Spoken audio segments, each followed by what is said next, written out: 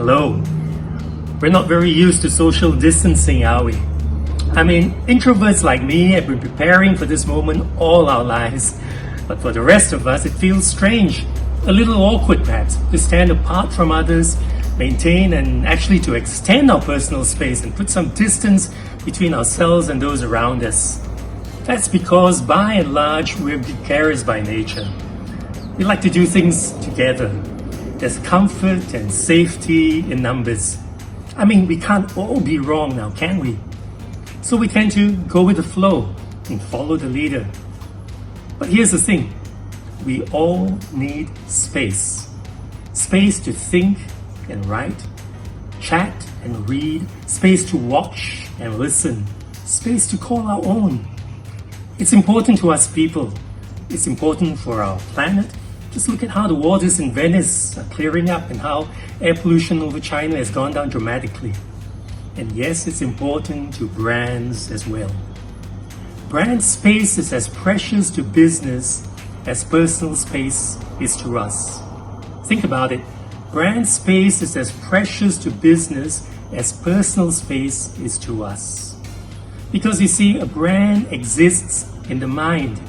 And while the human mind has room for much, there isn't enough space in there for everything. So something has to give. Now this has implications for brand stewards and marketers. There is no such thing as a safe space for brands anymore. Once you get comfortable, someone else will push you out. How can we guard against that? By becoming a challenger brand and framing your opportunity in different ways. Let me suggest 3 ways today. Number 1, don't swim where the fish are. It's easy and safe to follow the leader, you think. But what happens when you follow the leader? You become wallpaper. You become invisible, disappear from the consumer's consciousness. So don't set up tent where everyone else plays. As a famous ad agency once said, when others zig, zag. Number 2, build a lighthouse identity. A lighthouse is built on a firm foundation, solid rock.